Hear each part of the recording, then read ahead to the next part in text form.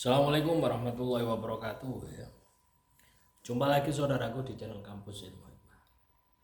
Kajian materi kali ini tentang persiapan ya sebelum mengamalkan sebuah amalan pengasihan ya.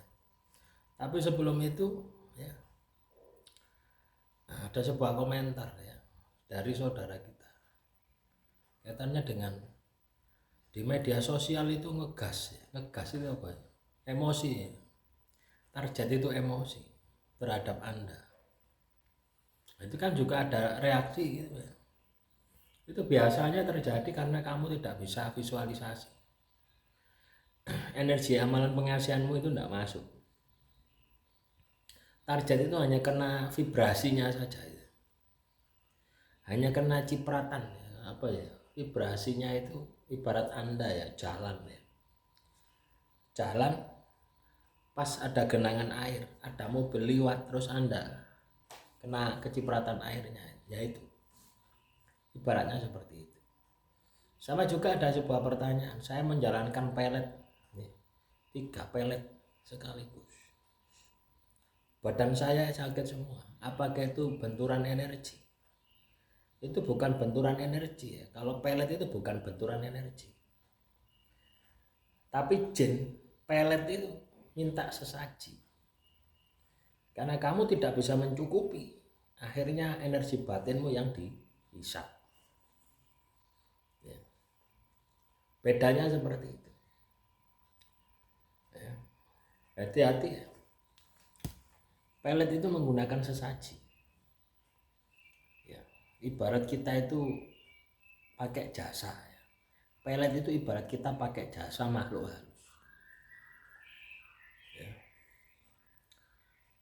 Sama misalkan Anda sesaji, misalkan burung gagak ya, disembelih ya, itu kan sesaji-sesaji seperti itu. Pelet itu tidak cukup dengan Anda baca mantranya saja ya. Ada sesaji yang harus Anda tebus ya. Ada juga yang pakai puasa juga ada. Itu kan sama saja dengan menyediakan energi untuk jin pelet tersebut ya. Nah, kembali ke materi kaitannya dengan persiapan diri secara batin dan niat ya. Sebelum Anda melakukan amalan pengasihan ya, persiapan diri secara batin dan niat. 1, membersihkan niat tidak untuk mencelakai. 2, bertujuan untuk kebaikan dan kasih sayang. 3, tidak berniat memaksa kehendak orang. 4, menghindari tujuan duniawi yang murni. Banyak orang itu mengamalkan amalan pengasihan itu hanya terpincut ya, tergoda oleh kecantikannya, oleh hartanya dan sebagainya. Menghindari syirik dan menyekutukan Tuhan ya, beda ya. Amalan pengasihan dengan pelet itu beda. Kalau pengasihan itu tidak menyekutukan Tuhan, karena apa? Yang kita panjatkan doa kepada Tuhan.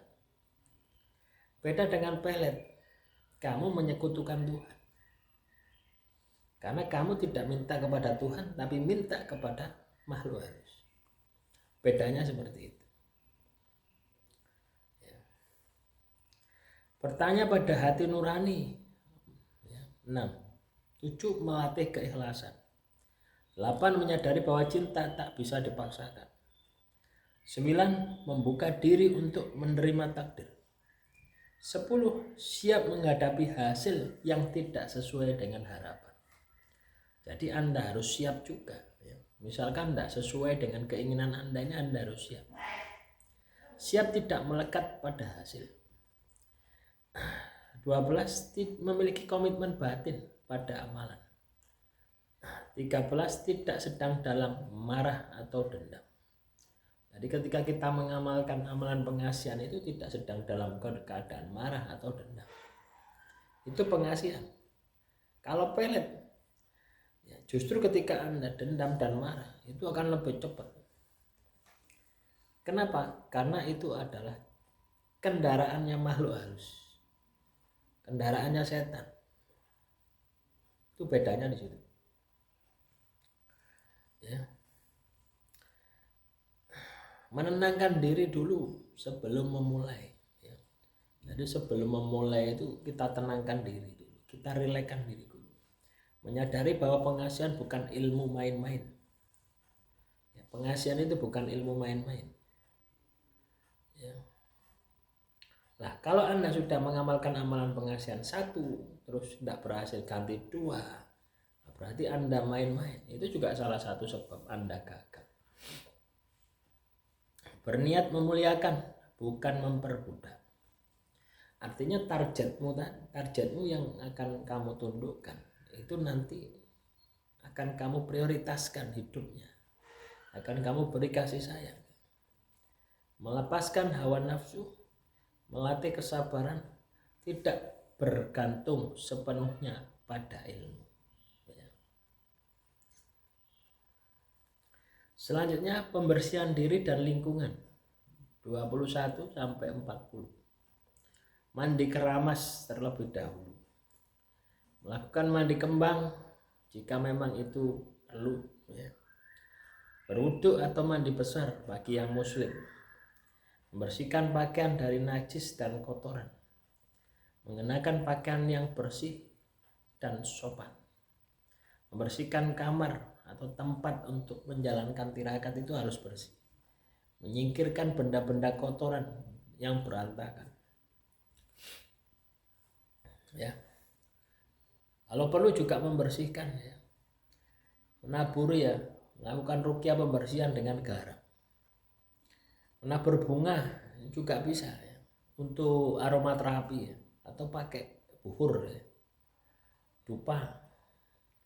Menyalakan lilin sebagai penerang batin ya. Misalkan Anda matikan lampu terus Anda nyala lilin, itu menambah kesakralan. Menutup jendela agar tidak terganggu energi dari luar. Menyapu tempat amalan sebelum duduk. Menghindari tempat yang ramai. Menghindari tempat yang dipakai untuk maksiat. Tidak melakukan amalan di kamar mandi atau WC. Menjauhkan hewan peliharaan dari tempat tirakat. Misalnya kamu punya kucing, terus kucingmu itu ting sliwer di itu. Tidak minum minuman keras. Menghindari asap rokok sebelum amalan. Menjauhkan diri dari suara gaduh ya. Misalkan radio, televisi, HP. Kadang kita itu pas zikir ya, HP kita bunyi, gagal. Itu juga perlu diperhatikan. Jadi sedetail mungkin ya. Selanjutnya 41 sampai 60 ya, latihan mental dan fokus. Melatih pernafasan. Ya, pernafasan perut. Melatih konsentrasi mata batin. Meditasi minimal 5 sampai 10 menit. Menarik nafas dalam lalu membuang perlahan-lahan. Melepaskan beban pikiran duniawi sementara. Fokus pada wajah orang yang dituju dengan niat baik. Nah, ini visualisasi. Tidak memikirkan seks selama tirakat. Nah, ini kadang ini terbawa suasana biasanya. Menata visualisasi orang yang dituju dengan lembut.